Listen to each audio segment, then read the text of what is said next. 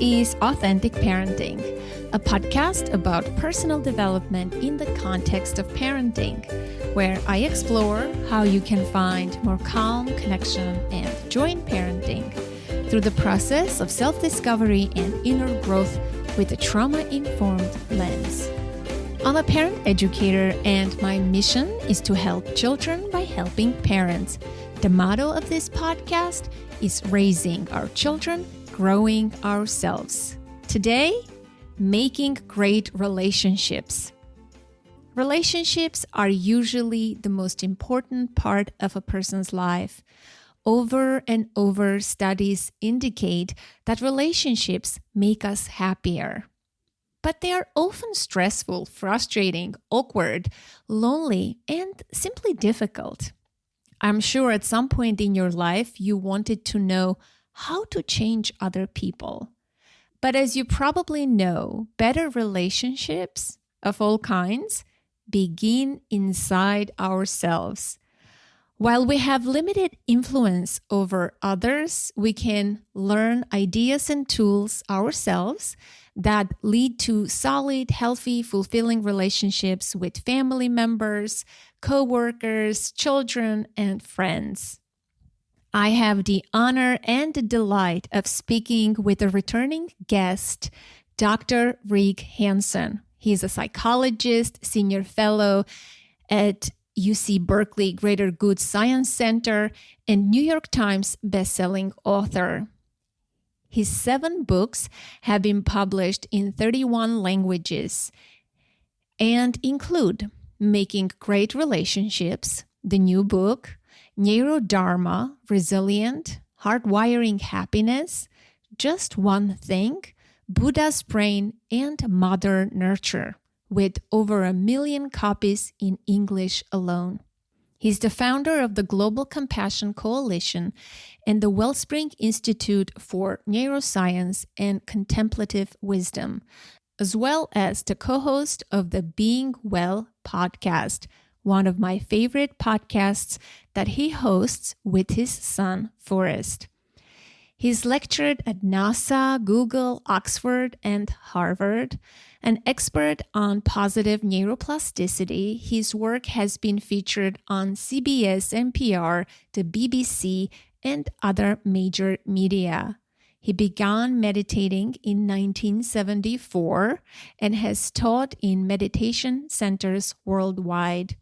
He and his wife live in Northern California and have 2 adult children. He loves the wilderness and taking a break from emails. I really enjoyed this conversation.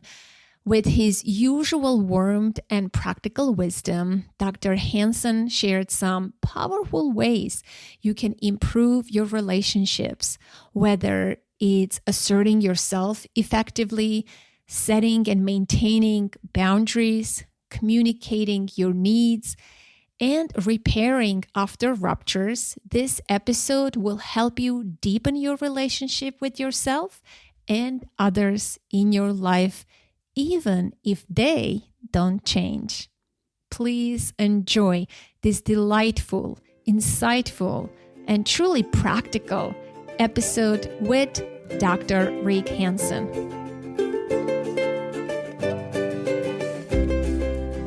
It's good to see you again. I don't think last time we didn't do video interview, and I believe it was 2018 when I first spoke to you on the podcast. And I want to say congratulations on the new book. I really enjoy it. I really love it. It's in true Dr. Hansen signature, very instructional, very light, very warm. And you want to deep into it and read, and you can start from any page, basically, whatever suits you. So I really love it. And it encapsulates, I think it brings all of your work together in one place, in bite-sized pieces, doable for a lot of people, accessible. I think it's a successful book. Congratulations. Oh, that's very kind of you. I hope that was being recorded and you'll use it. But anyway, what a wonderful entree into your wonderful podcast. And I give my greetings to everyone listening, parenting and children, mothers in particular, extremely near and dear to my own heart. Well, Yeah, thank you for having me. yeah, definitely. I want to start, I want to talk about the book, but there was an email that was sent to me from one of my listeners. And I thought, I think you are the right person to ask this question to.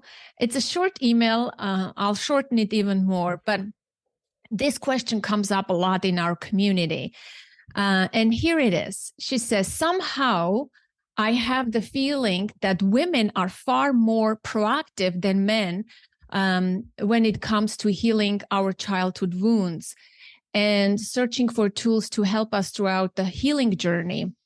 My husband insists in that I want to change him when I suggest looking for therapy to heal his childhood traumas, etc. I started my own journey years ago. I would love to hear advice about what can wives, mothers do to overcome these differences with dads, with husbands in our healing journeys. Or maybe it's not a gender issue. And I would love to hear how we can be on the same page of parenting, where there is a great difference in the level of consciousness between the members of the couple. Well, it is a painfully familiar topic that is extremely articulately summarized by the questioner. So, tip of my hat, obviously. Statistically, you are entirely correct. Whether it's the gender balance of people who are in psychotherapy or who read self-help books or go on meditation retreats or come to psychological workshops, it's clearly the great majority are women. That's just a statistical fact. I should add that for those for whom gender categories are not so meaningful, including potentially not at all meaningful, there is in that population a very high uptake of mental health explorations and resources, probably for obvious reasons. And so in that context then, it's a very real question. Gosh, I want to try to make sure I don't give a 10-minute lecture here. So I want to do this in little bites, if I could. One opening point is to have compassion for yourself about this issue, this division, the ways that it is situated in long-term historical forces that systematically mistreat girls and women in a variety of ways, and just how it lands on you to feel like you're with a partner who, let's say, is a good guy. We're talking here about heterosexual couples, who's a good guy, not a jerk, but it feels like there's a gulf. There's a gap between you, and a growing gap, even as you, as a woman, focus on your own inner world and the development of it for your own sake and in the service of your family. So it's a real thing. It lands there. Second, I think that from a practical standpoint, and Anna appreciated my practical orientation in the beginning here, from a practical standpoint, I think it's quite helpful to zero in on what you're really asking for. That's not euphemistic or vague, and it avoids the pitfalls of being either really vague and general and hard to understand, or not really honoring yourself and what matters to you and what you really care about. So what is it you really want? What would make a big difference? Maybe what would make a big difference for you is that your husband would agree. We can make agreements about both outer actions and inner actions.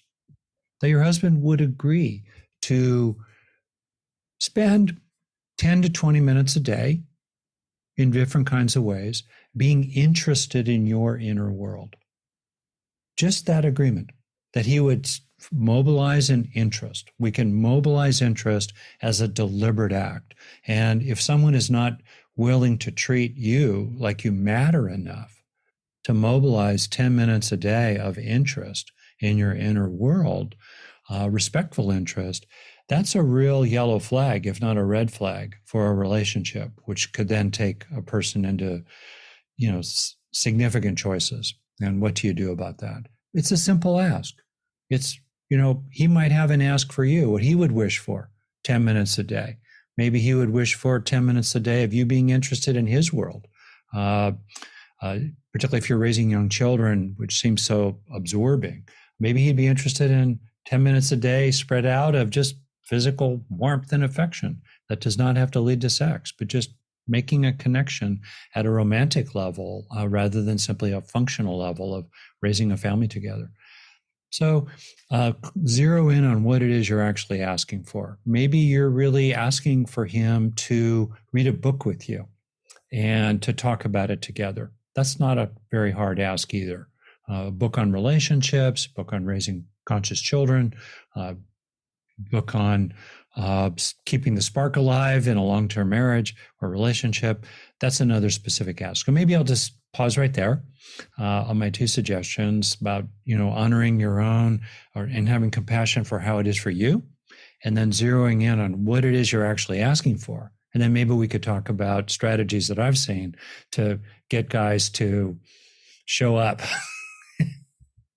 Yeah, I love your suggestions, especially the compassion part for the woman, for herself, and clarifying what is it that I need. Sometimes we do go in, we're evolved, right? We drank the Kool-Aid and we feel like, we're doing so much work and we want the other party to change and our lives will be so much better. And we sort of come from this higher ground. And I often hear in my clients, a woman would say, his trauma, his wound. And I always, tell them, you don't want to diagnose your partner, even though you're enlightened, about trauma. That's not a good place to be. And you're right. When we know what we want, and specifically we can make a small ask, the smallest ask that we can. I think as partners, if you are sharing common goals and common values, then what is the other party going to say? No, I don't want to tune into your inner world. Then why are you with that guy in the first place? Then maybe you have lost interest and your relationship has expired. I think that small ask is important. I think what you said, I agree with that. But women are often met with resistance from their partners. Don't tell me how to parent. I don't want to read that book. Oh, you're enlightened, you know everything. They take it as criticism. Mm-hmm. And perhaps because the way we communicate our ask is not in an effective way. That's why it's met by criticism, by resistance. I'm not sure. I've definitely felt the same thing in my partnership, right? I've been married for 20 years. And when I am kind and compassionate in my ask, I am met with kindness. When I am more critical and judgmental, of course, it's more defensiveness on the other side. It's very natural, and opposite is true too, right? I think what you're saying there, Anna, is extremely wise and comes from lots of experience. In my book, actually, so much of it, the first third of it essentially lays a foundation to get into the hard things, right? But we're going to be much more successful in talking about the hard things with that underlying foundation of befriending yourself, getting on your own side, cultivating compassion, cultivating the kind of combination, which is so important, of strength with heart with strength, the two together. And then on the basis of that, use very effective communication methods, certainly. A point I'd like to make first is that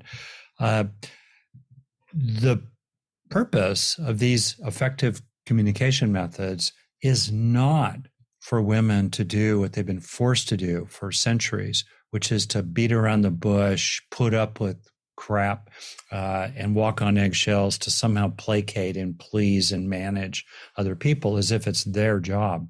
I'm not saying anything about that. If anything, actually, I really support coming to a place of gravity and seriousness about what really matters.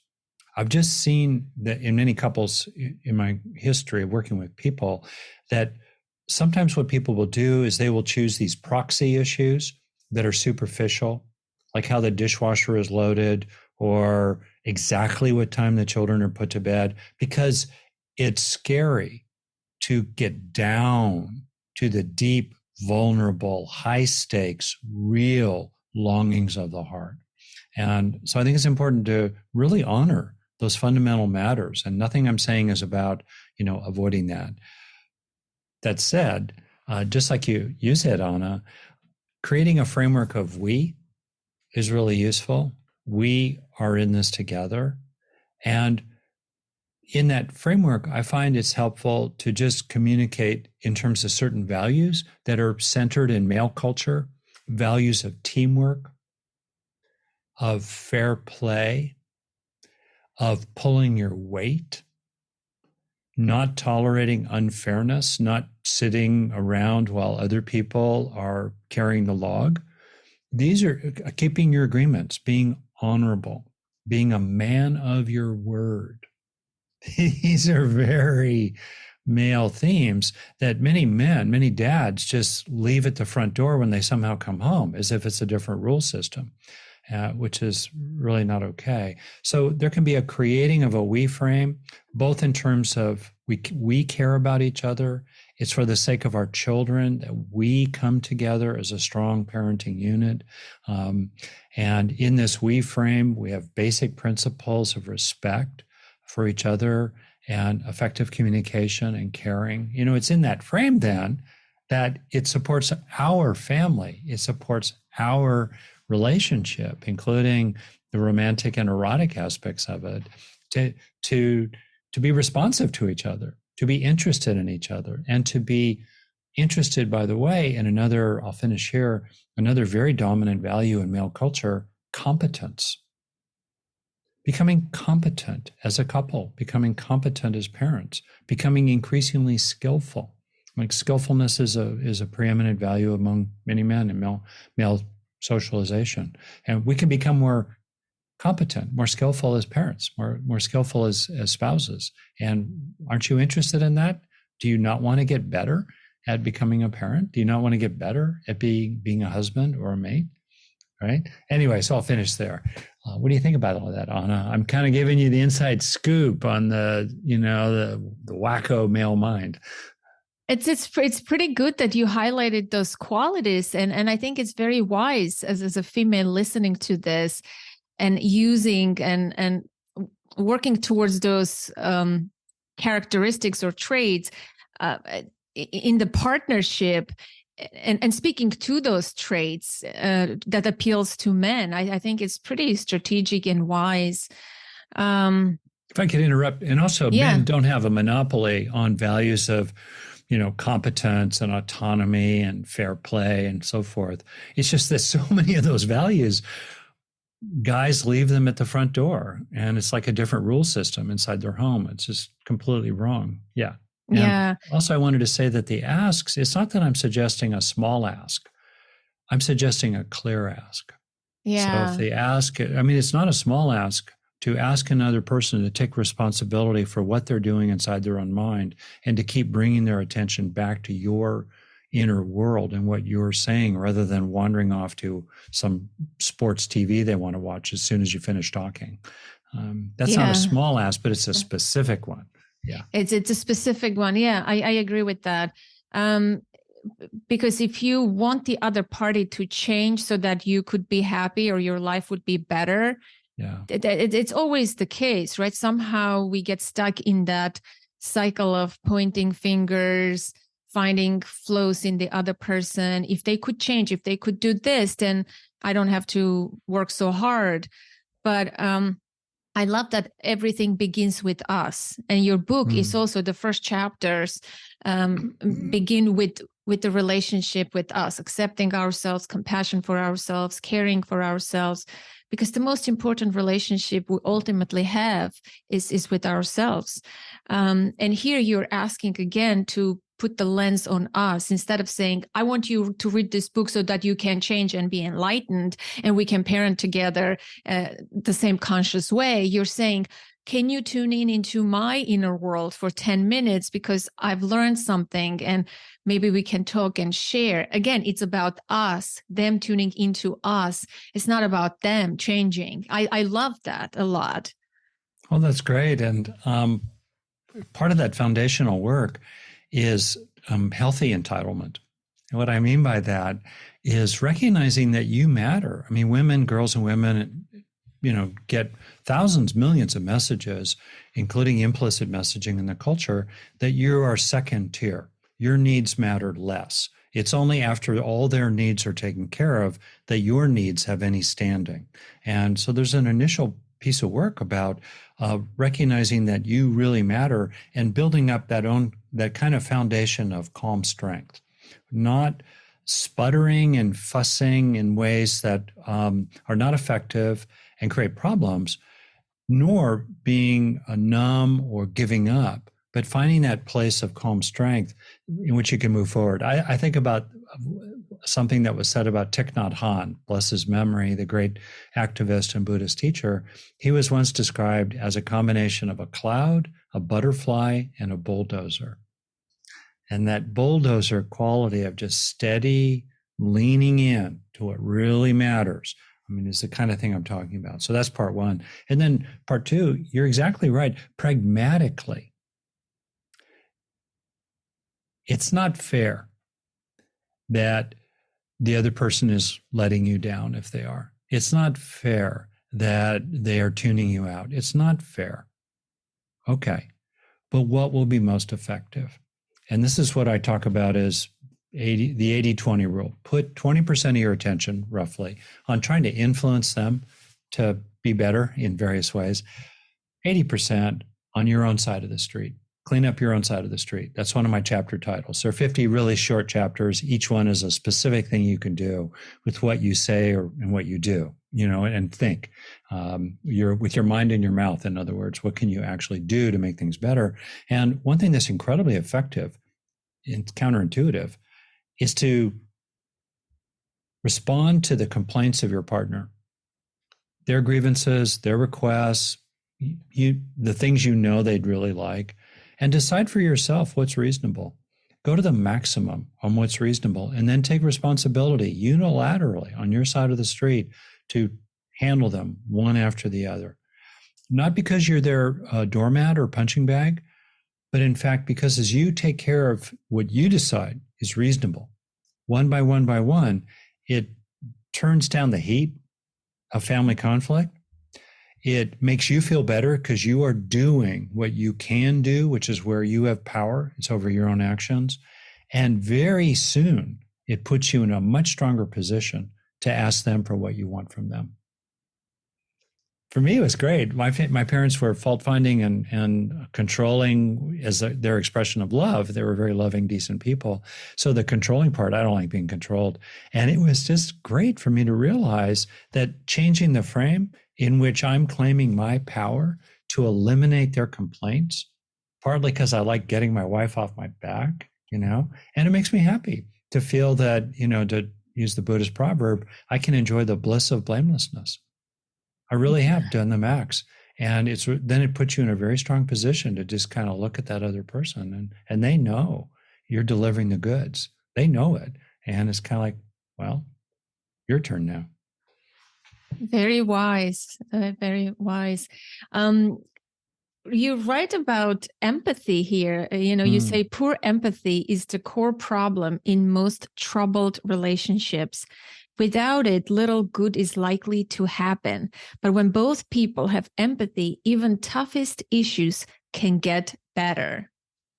So, yes, but I want you to speak about this crucial ingredient of healthy relationships, empathy, and what other key ingredients are necessary for healthy relationships, do you think? If you were to summarize and come up with a nice recipe, empathy being one, what would the other ingredients be?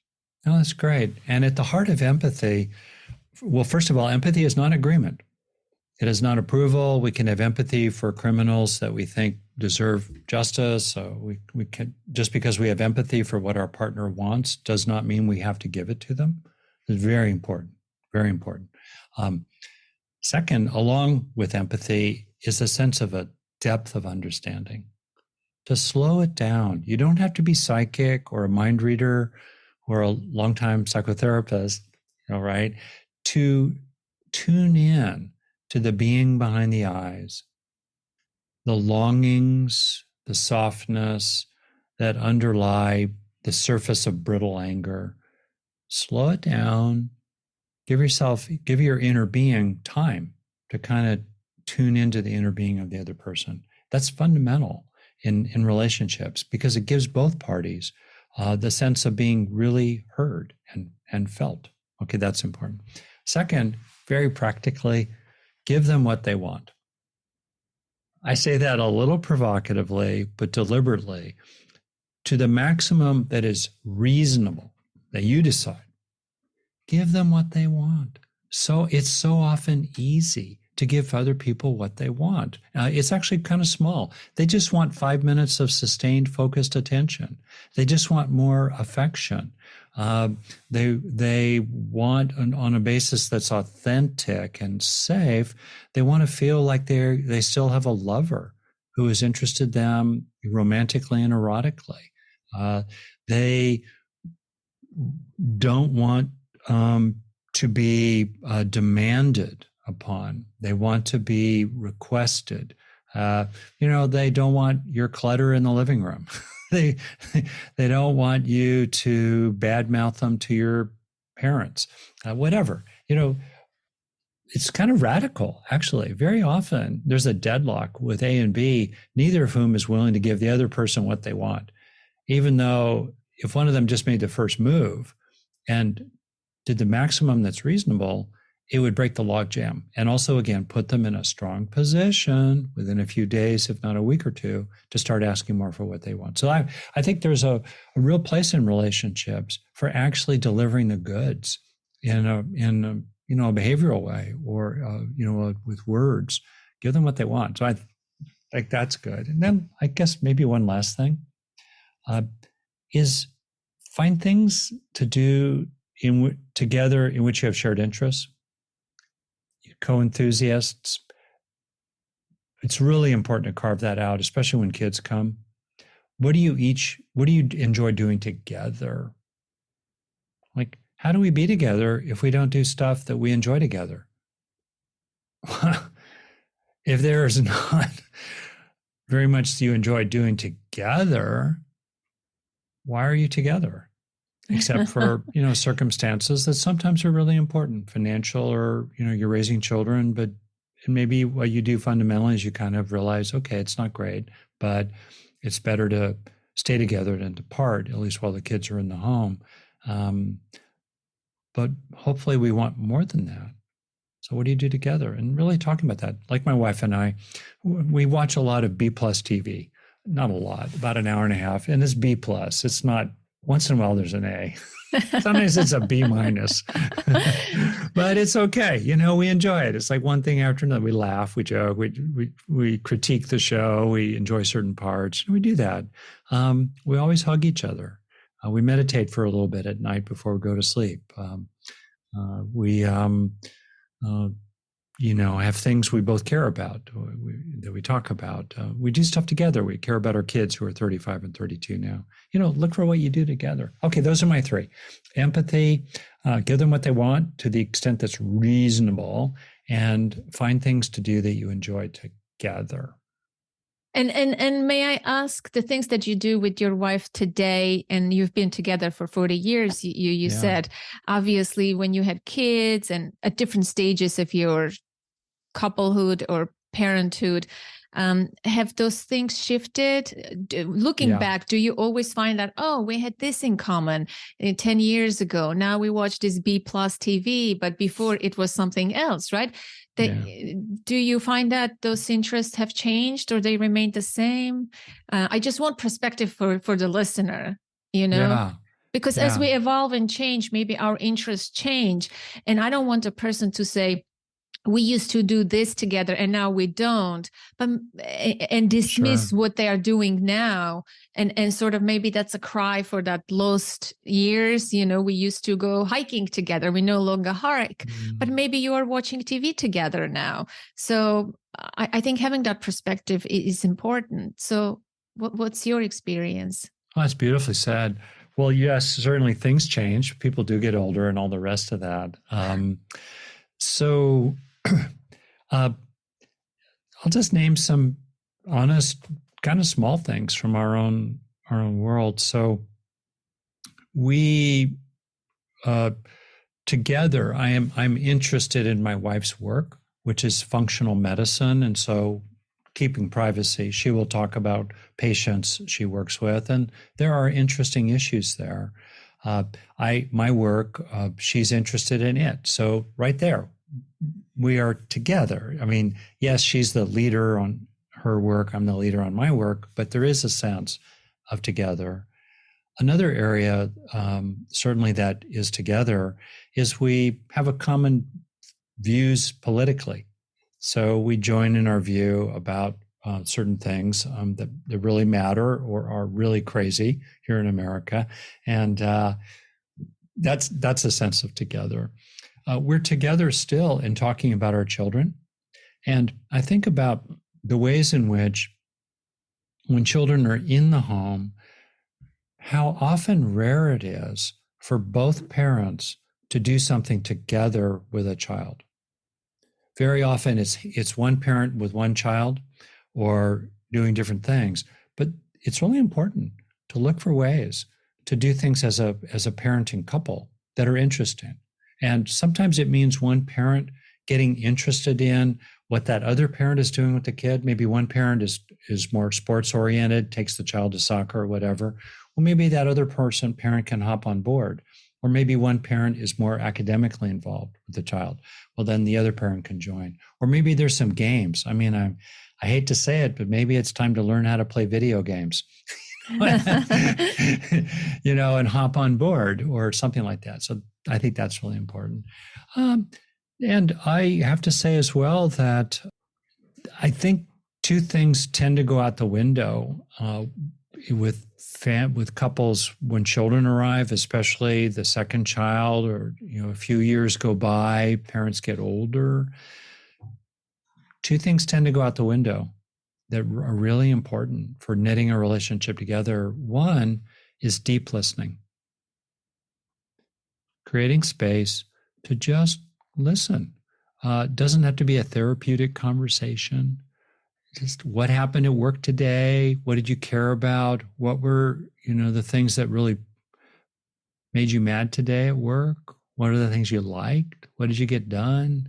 What did that, just being interested in each other's world and creating a frame in which people can actually have conversation with each other. It's really important. And to, generalize, it's particularly important for women.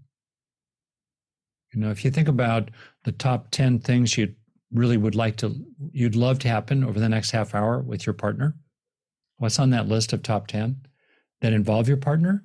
Conversation is probably, some kind of closeness and feeling heard and sharing emotionally is on that list, I bet you, right? Flip the other way. The second major thing that I think is really important to knit couples together is some kind of healthy, affectionate physical contact. And on that foundation of healthy physical contact, most of which is not at all erotic, having some kind of erotic relationship that matters. And again, to generalize, that tends to be particularly important for men. If you ask a lot of fathers, gee, how would you like to spend the next half hour? What's on your list of 10 possibilities? Sex is probably on that list, if they got lucky. And so sometimes what happens is that these two aspects that are ways to keep a relationship knitted together so that when challenges come, it's not already frayed and vulnerable to tearing apart. You want to keep knitting, mending, that go together. The foundation of real conversation and feeling heard and listened to and cared about as a person is really foundational to feeling comfortable with, physical contact and an erotic relationship. That erotic relationship also supports the feeling of closeness and intimacy and bonding, including through hormonal releases of oxytocin and other things. So the two kind of go together. And if I could wave a magic wand and cut the divorce rate in half, I would somehow, with my magic wand, get all the couples in the world to really, really have a strong sense of listening to each other, and also a strong sense of affection and connection, including erotically. I think that would cut the divorce rate in half. Interesting. How important do you think is having individual interests and pursuits? Like, I know you do rock climbing, right? You talked about that many times. I've never heard you say your wife is interested in that. She's not. She's the opposite. But it's also equally important to have our own pursuits and hobbies and interests. Clearly, to maintain our autonomy, right? And then we bring our happy self into this unit and do things together as well. So is there a right balance? Like, what do we do here? Give us some helpful tips. Sure. Well, to underline an implicit theme and to make it explicit, longtime couples counselor, longtime spouse, there's a very important place for essentially coming to shared understandings and even making agreements about certain things. Just coming to a certain understanding about how often we, the couple, values real listening to each other. Also coming to a shared understanding, I'm going to be blunt, how often we as a couple value making love. Also agreements around things like sharing the load. In America, on average, the mother in a heterosexual marriage is on task about 20 hours a week more than her partner is. Just doing stuff, an extra hour or two, and 40 minutes in the morning while he reads the paper, an hour and a half and an hour in the evening, while he watches sports TV. I'm stereotyping, but there's a lot of truth in this. And then you add an extra hour, couple hours each day on the weekend. Very quickly, you're up to close to 20 hours. That's an average. And that means that people like me, who are serious about fairness and equity and sharing the load, there's no inequity. For me, that means there are other families that are doing it 30 hours a week of unfairness, extra work for the mother. So, making agreements around sharing the time load, also sharing the stress load. Fathers tend to do things for the family that are lower stress, like mowing the lawn, while mothers tend to do the higher stress things like settling arguments between kids. Also the executive responsibility, sharing that load, which again, mainly mothers are carrying that load of planning, worrying, thinking, being responsible, leadership, sharing that fairly. So it's important to make agreements about all those kinds of things. Absolutely. So this fundamental idea of how do we come to shared understandings? How do we make agreements? How do we establish trust? How do we establish a frame of accountability and reliability in which each person treats their agreements, each parent, mom and dad, treat their agreements with each other as seriously as they treat their agreements at work. For many men, there's a double standard. They take their agreements at work very seriously, and routinely they blow off agreements at home or, rebel against making them in the first place. So this is a very, broad and important point. And a lot of the book is about skillful, effective ways to move to a place where you establish a new understanding that's stable in your family, that's really healthy. A key way to do that is exactly like you're saying, Anna, in terms of feeding your own foundations as a being. And one fundamental way to do that is to make sure that you as a mother are coming out of the red zone or the yellow or the orange zone of stress multiple times a day, if only for brief periods.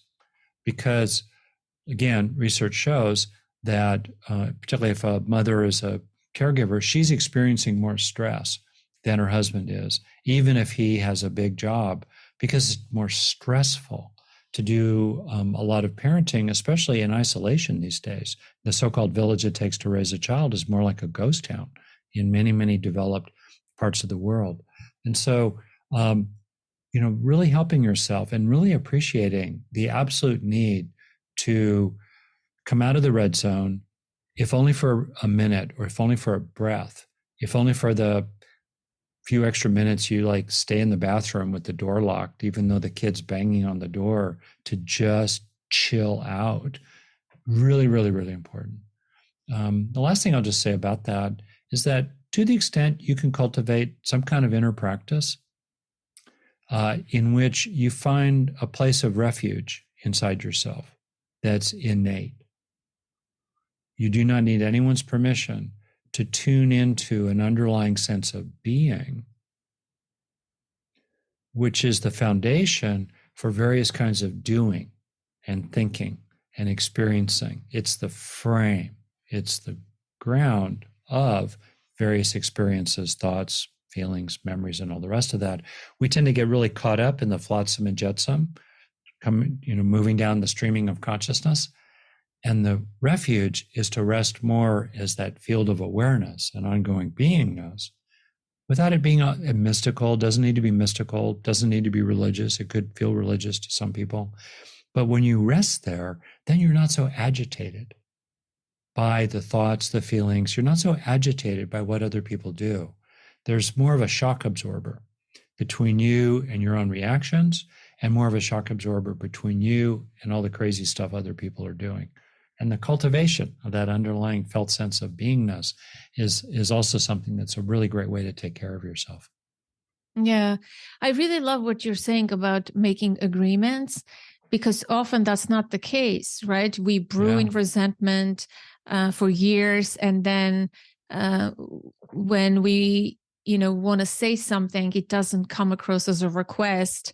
It's already so old, and covered with anger. It comes across as, criticism and harsh judgment, or really demand, or people even give each other ultimatums because, they're so done and tired of the same issue. But I think surfacing the issues and speaking about them, having those difficult conversations, it's developing that skill right from the very beginning in relationships. It can save a lot of relationships.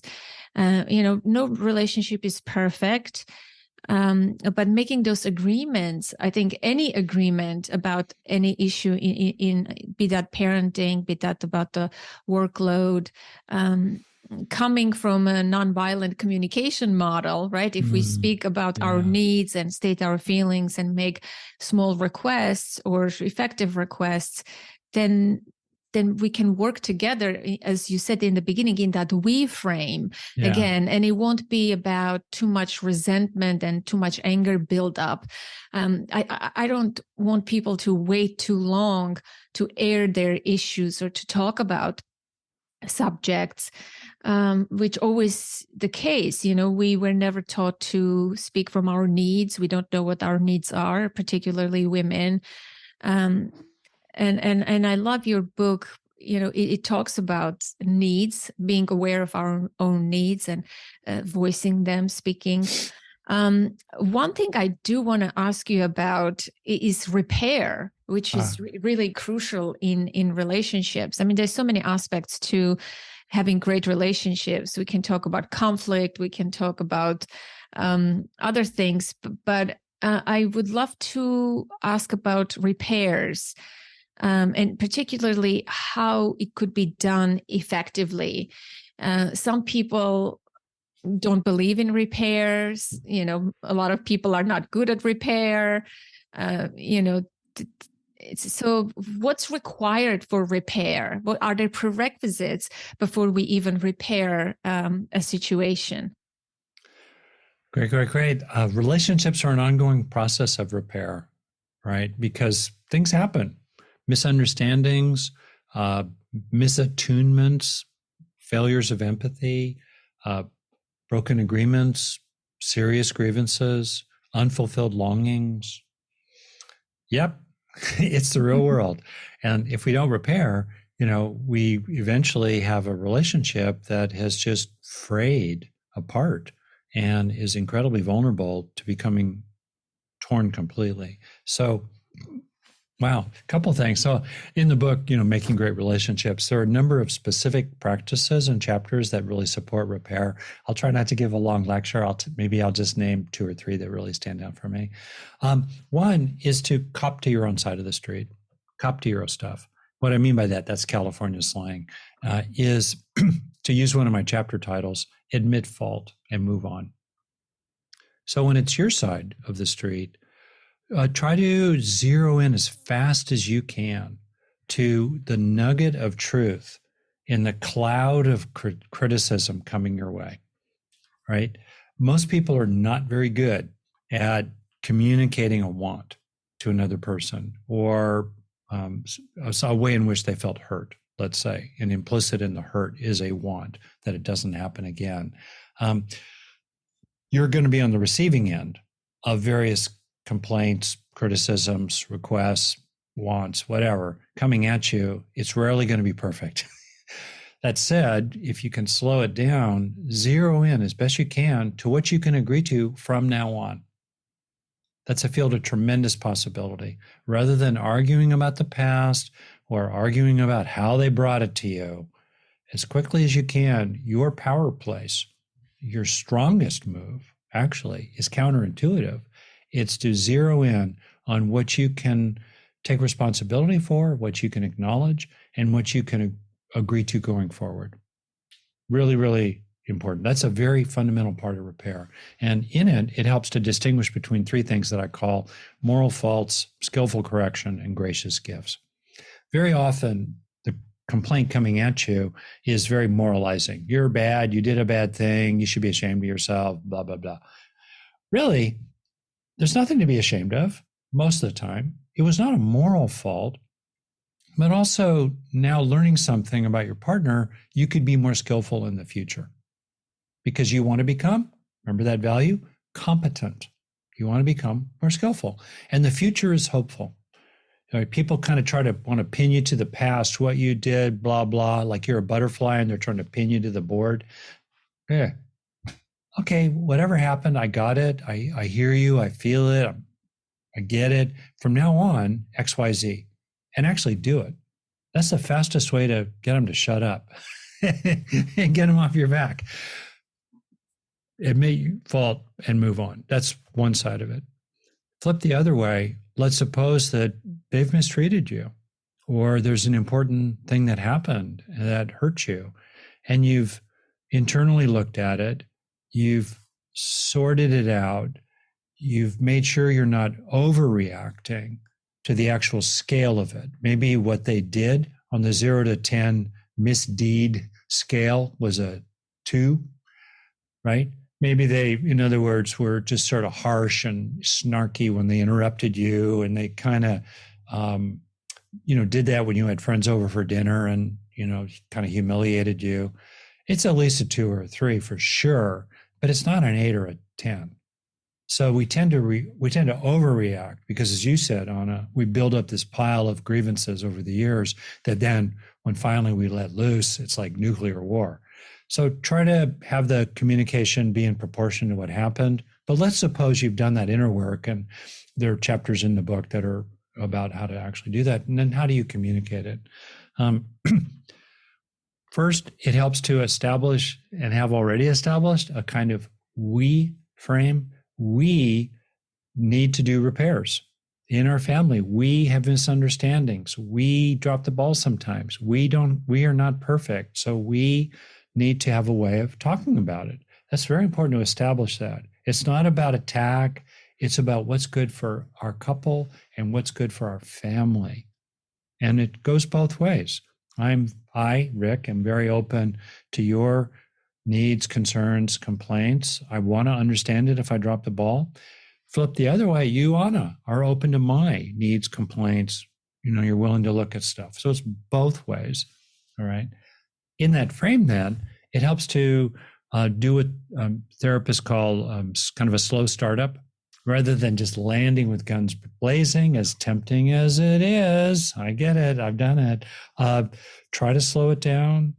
Try to, first of all, establish that we can talk about something. Like, for example, the next day after your husband, let's say, interrupted you in kind of a dismissive, critical way in front of the other couple at dinner, let's say, you say, hey, honey, can we talk about dinner last night? Something happened. I'd love to kind of bring it up and sort it out. And that would help me feel closer to you and, more affectionate and all the rest of that.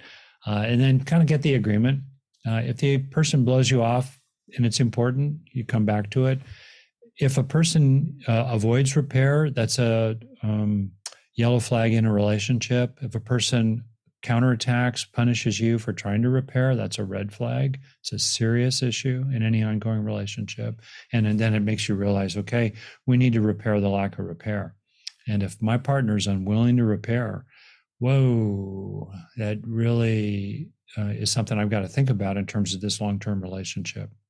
Okay, but hopefully there's a willingness to repair, especially with a little practice at it. And then you get into it. And one of the great forms, as you alluded to earlier, is nonviolent communication. It's a structure in which essentially we say, I experienced X, when X happens or happened, describe neutrally.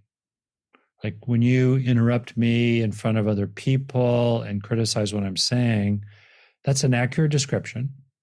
Not when you are a complete jerk, Neanderthal, I can't believe I married an idiot like you. No. X described neutrally, like a fair, neutral person would. I feel why. I feel you are an idiot, but rather I feel sad, I feel hurt, I feel offended, I feel shocked, I feel put down, I feel angry, I feel worried. Like that you think you have the right to do that. What does that actually mean about our relationship? I feel these things because I need to feel connected to, certainly right up there with the kids, the most important person in my life. I need to feel mutual respect. I need to feel that you don't have an attitude of dismissiveness and superiority, even contempt toward me. Those are human needs we all have. So from now on, I request such and such. That form may seem a little artificial. If it's all going well, and excuse me, but that form always feels a little too wordy to me. Every time when there is like, you jerk, you offended me. That's always so short. When we choose the ineffective path, it's always short and to the point, but obviously not effective. But when we choose this non-communicate violent, communication form, it's always like long and explanatory. And it's like blah, blah, blah, blah, blah. Don't do it that way. Don't do it that way, right? But what I want to say is sometimes a partner may say, "Oh, you're so sensitive. It's, it's all in your head. You're so sensitive. You feel this way. You feel that way. So what? You have feelings." They may minimize and completely. Oh, great. Let's talk about it. Let's talk about this. So I'm going to be the wife. Okay. Oh man. Yeah. Okay. So I'm the wife, and I say, Bob. Last night, Bob, when you interrupted me. I was really shocked. That was a big deal. It was like really startled. You probably noticed I was quiet the rest of the evening. I felt actually really quite hurt. And, deep down, I need to feel like I'm with people that respect me, don't interrupt me, and don't try to dominate me, because it's a power move to interrupt people. And I kind of am really, I know you didn't mean it. I know there's a lot going on, but I'm serious about it. I really want to hope that never happens again. You interrupt me all the time. What are you talking about? You're thinking about this too much. They didn't even notice it. You're giving this too much thought to this. Well, thanks for saying that. I just want to point out that you're minimizing my complaint here and you're counterattacking. And the bottom line is, I actually observe, however much I interrupt you, I do not want to do that. So I request that you do not do that to me in the future, especially in front of other people. Would you be willing to do that? I'll try. Yeah, I mean, you are disarming me, Dr. Hansen. Like I have I don't know how to act like the guy anymore. Well, try. Yeah, well, you did good right there, Anna. So you're the guy. You're Bob. Okay. Bob will then say, "Well, I'll try." Yeah. Right? Okay. Yeah. And then what the wife could do, again, you have to decide how much you're willing to raise the stakes. But, what you could do as the wife is you could just look at him, take a breath, slow it down, stay in a kind of dignity place for 3 seconds, which can feel like a long time. And you're looking at him and he's going to squirm a little because he knows that you're seeing him as kind of blowing you off. And you just sort of look at him and you just say, well, I appreciate that. And I know that you are serious about trying. In other words, try to see the best in the other person. I know that you're serious about trying, and I appreciate that. You're going to be on that in the future, and I will too.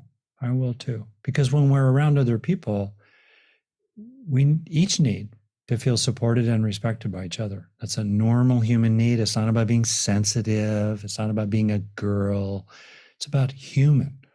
And just think about how people are at work. They don't interrupt each other in a critical, put down kind of way in business meetings. And if they did, their boss would call them on it. It's not appropriate to do that. Much the same way I think it's not appropriate to do it, in our personal relationships either. So thank you. Thank you, honey. I'm glad we're going to do something different going forward. And it feels good, actually. It feels good, and I like how the wife is, staying, strong and stating their message and not chasing the bait. Yes, not getting distracted. Yes, because he's throwing all kinds of crud out. Oh, yes. I've been there. I've watched it. So Oh, this is good. We should do more role plays. Let's do one more, because this is very important and it's very instructional for people, right? Yep. In that moment, you don't want to be caught up in the minutia of things. You want to be like, I'm a divorce mediator. It's always future forward, future focused. The process has to be future focused. If you're digging old things, oh man, it's such a bad place to be. Right on. Okay, what's your next role play? What's your next nightmare scenario? Oh man, what's my nightmare scenario? I don't know. Let's say you are being ignored by your partner. Let's say your partner says, do you want to go somewhere? And you say yes. You get into the car and he gets a phone call, or she, let's say he gets a phone call, and this was your time together, but he's answering this phone call and it's not an important phone call, but you feel dismissed, ignored, hurt, old stuff comes up for you perhaps. And how do you talk about that? How do you bring that up? Do you stew and wallow in your pain and look at him like you're disgusting and give him the cold shoulder, don't talk to him, and hope that he will get the message? Or how do you bring this up? Sure. Great example. Just briefly, there was this Instagram reel the other day. It shows the husband and the wife. The wife says, the husband is just sitting quietly doing something on his computer. The wife goes, look at him. Oh my gosh, I can't believe that, and she's criticizing him. And he goes to himself, wow, it's been so quiet today. Wonder what's going on. Like they're both clueless. They don't know what's about their conflict. So it is important that we speak up, raise the important points. I think it's crucial. If we keep it inside, it's going to fester, become more toxic, and it's not helpful at all. So let's talk about this other situation when a woman feels ignored. It could be also they're watching TV or some other situation, but so it depends on the situation. Obviously, if the agreement is we're in the car, we're going to go have dinner, etc., and suddenly he's on the phone, how long is the phone call? Is it just literally 3 minutes, which could feel like a long time, but is it just 3 minutes? And what can you do in that situation? That's kind of very specific. I can imagine, if it's just 3 minutes, taking a breath, slowing it down, looking at him. I think the facts are useful. So look at the clock. Look, think about how long is this actually going, because it's very helpful to be on the facts. Maybe after a minute or two has gone by, you just kind of move in your seat, you get his attention, you turn sideways. You're trying to find out, is this an emergency? Is this like, is your husband a doctor and this is a medical emergency? Or, is he a contractor and someone's calling about the fact that their roof has a leak and water's pouring into their home? Or is this some trivial nothing about somebody who wants to talk about a recent football game? What's really going on here? Then maybe you kind of put your hand on his thigh, or you kind of touch him, you look at him like, you're communicating. You don't need to escalate more than what's necessary. There's a sweet spot. Don't under-escalate. Don't over-escalate. Find something that's reasonably proportionate to what's happened in the particular, even though the history is going to tend to make you want to over-escalate. So that's part of it. And then afterward, sometimes you don't need to say anything, because they get it. They know, and then see what he does. Is he a little apologetic? Does he casually think that in the gender roles, it's okay for men to keep women waiting? But if women keep men waiting, how dare they? That's interesting to talk about. You might even just raise it abstractly. If you have that kind of husband, say, hey, honey, I wanted to ask you what your opinion is. I read this thing recently that, men and women on average, especially in couples, but even in kind of ordinary life, who tends to keep the other one waiting? Is it women who tend to keep men waiting more often when they have an agreement to do something? Or is it men who tend to keep women waiting more often? What do you think, honey? And then you're maybe into it. So that's one thing. The other thing about more generally, and I know we're kind of moving to a close here, is let's suppose that, he's doing something. I deal with this with my wife a lot. He's doing something. He's working, or he's allocating his attention to some website he's interested in, his Facebook feed, whatever it is. He's allocating his attention to something. I think it's important to be respectful about where people are allocating their attention, which is our most fundamental property, if you think about it, and not just take their attention unless it's really necessary and appropriate. Now, maybe it's based on an agreement. And, the agreement is we're starting the meeting now and they're still checking their phone, under the table. That's not okay. So it's appropriate to ask them to give their attention to the meeting. But I find often we're in situations where people could be the man is putting his attention on something and the wife just walks in and tries to take his attention without asking permission. Oh, I'm guilty of that. I think everybody is guilty of that. It's an implicit demand. If you think about it, it's invasive. It is. And it this point cuts both ways when it's appropriate the other way. So what's appropriate is more to knock before entering, as it were. Hey, is this an okay time? Or let him know that something's urgent, rather than, you just thought of something and want to talk to him. Well, maybe he doesn't want to talk to you right now, and he has the right not to talk to you right now, right? And that's a principle that cuts both ways. In that context, that said, there need to be places when you're raising kids together where you give each other your full attention, and you don't just live in separate worlds. And you start making agreements, including very kind of implicit agreements, just understandings about how we do come together each day. And there's a classic line, fences make for good neighbors. In other words, if you meet the need of the person who wants a lot of contact, which typically is the woman who has high intimacy needs, if you meet those needs, man, she's more likely to give you room to breathe on going off somewhere with your friends on the weekend to do something, for half of a Saturday. Flip the other way, if you maybe have high autonomy needs or introversion needs, you want to go off in your own world, if those needs are adequately fulfilled, then that person who's had those needs adequately fulfilled has more bandwidth for moving into a relationship. And here too is an area where you can kind of make agreements with each other where you're, it's a quid pro quo. You're kind of making a deal. Okay, we're going to meet my needs for intimacy and connection. Emotional intimacy is what I'm talking about here. we're going to meet my needs for connection, and we're going to meet your needs for separation, for being in your own world. And we're going to meet your needs for being in your own world in a way that helps you meet my needs for connection. That's a very useful kind of deal. As I'm listening to you, I'm thinking, wow, this relational intelligence, relational stuff, we should be taught in schools so that, so that when we make relationships, we can keep them and make them great ones. That's my book right there. That's your book. It's making great relationships. Yes, it's so hard to do this on the job, so to speak, on top of doing other responsibilities. Number one. Number two comment would be, oh my goodness, how many agreements do we have to make with our partners?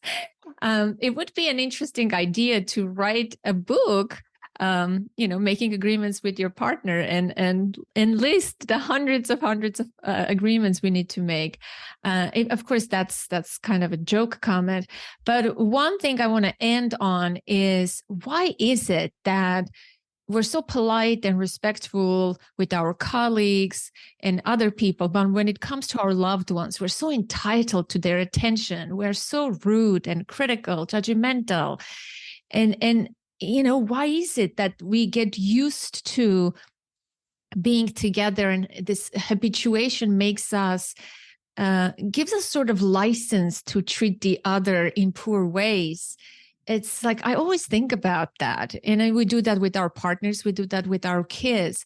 We have this entitlement, I guess. Why is that? It's a great question. As we finish here, first, I'd like to point out that it might seem like hundreds of agreements. Really, they're usually about 3. Okay, so what are those? Yeah, basic agreement to respect each other. Just respect, ordinary human respect, rather than disrespect or treating the other person like an it. You respect the being, the beingness, the personness of that other person. Respect.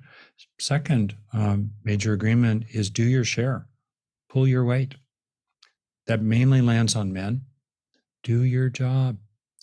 Yeah, you're better than your dad, but that's a freaking low bar. And you can do a lot better than that. Fair is fair. Really, really, really important. And I think a third major agreement is that we agree to repair. We are willing to repair. Hey, respect, work ethic, do your job, and repair. That's pretty good right there. Maybe there are like 2 or 3 others, but those are pretty fundamental. And so much else comes from that. And it's when those go out the window that a couple is in big trouble. And then I think the last thing is, I've been a therapist a long time. And I noticed that it's led me to these 2 kind of fundamental themes or engines, really engines of good, long, fulfilling relationships. One is the matter of bringing a warm heart to the other person, finding heart for them, not letting yourself get bitter and don't let ill will poison your heart. Yes, it's fine to feel anger. Don't let it turn into hate. Okay, warm heart. And the other, frankly, is effort. Make an effort. Don't just give up. Don't just phone it in. Make an effort every day, no doubt. Make an effort. And that includes making an effort to come to mutual understandings with your partner that you actually deliver on. Deliver the goods. It sounds so blunt and fundamental, but boy, I've really seen a lot of people just slack off on both of those. And both of them are really important. And I'm not saying typically, again, to women who are already overburdened in their families, oh, you should do more. I'm just saying in general, make effort. Anyway, I hope that's not too much like a coach, but it's from the long experience of what actually helps. No, it's not. I truly value your wisdom, your experience. Thank you so much for making time for this conversation. I really enjoyed it. And once again, I really love the book. I think it's so useful and timely. It's so easy to read.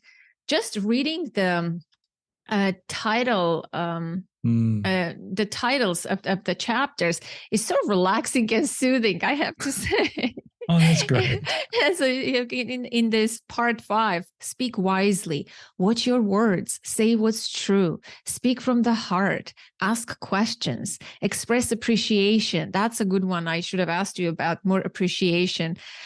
Or try a softer tone. Oh, that goes along the way. Just reading this makes me a better person already. Seriously, because it conveys what it is. Yeah, that's great. I don't need to learn the practice. It's so reassuring that we can make great relationships. We just have to make some effort, show up for one another, have the we frame, take care of our side of the street. I really love that expression. And foster connection. I think it's so important. Relationships are what makes us happy, and it's worth investing in them and repairing, especially, right? Saving them. Yeah. Well, it's been a pleasure, Anna, and I wish everybody the best who's listening. And just remember that you have the power in what you think and say each day to make a better relationship. And even if they never change, and even if you have to resize the relationship, that's one of my chapter titles. Even if you have to really even shrink the relationship to a very, very, very small size, whatever they do, deep down inside, it can be a great relationship for you based on how you protect yourself, how you stand up for yourself, and what you do inside yourself. So anyway, thank you very much. It's been great. Oh my goodness. Thank you. Thank you so much. I really appreciate it. That concludes today's conversation, my dear listener, and I hope you enjoyed it as much as I did. What's your biggest takeaway? Did you find it useful? How can you apply what you gleaned from this episode into your life? I love hearing from you. I welcome your feedback, comments, and questions. You can send me a note to the email info@authenticparenting.com. You can call the number 732-763-2576 and leave a voicemail. And for international listeners, you can use the free SpeakPipe tool on the contact page of my website. Go to authenticparenting.com/contact and send me a message. If you want to connect with your fellow listeners from around the world, engage in meaningful conversations about the show, get support and answers to your parenting questions, join the Authentic Parenting community on Facebook, a private support group for parents just like you. If you need ongoing parenting support, I offer bi-monthly free parent support calls for the members of our community. If you enjoy the podcast, you can help us out by leaving a review on Apple Podcasts or wherever you listen to the show. Your ratings and reviews help us get more visibility. Do you love the podcast and find it helpful? Show your support by becoming a patron on patreon.com. With a small monthly contribution, you can make a big difference. Join other existing members who believe and support the work of Authentic Parenting. Go to patreon.com/authentic parenting to learn more and choose a level of support. Again, patreon.com/authentic parenting. You can find the show and follow it wherever podcasts are played. Apple Podcasts, Google Podcasts, Spotify, Amazon Music, Pandora, and elsewhere. And finally, if you want to know what I'm up to in my private life, see behind the scenes of podcasting, get some inspirational content, and simply stay connected, follow me on Instagram, the only social media platform that I use and somewhat enjoy. And as always, connect to the present moment, to yourself and your children. Until next week, I am Anna Seewald. Thank you so much for listening.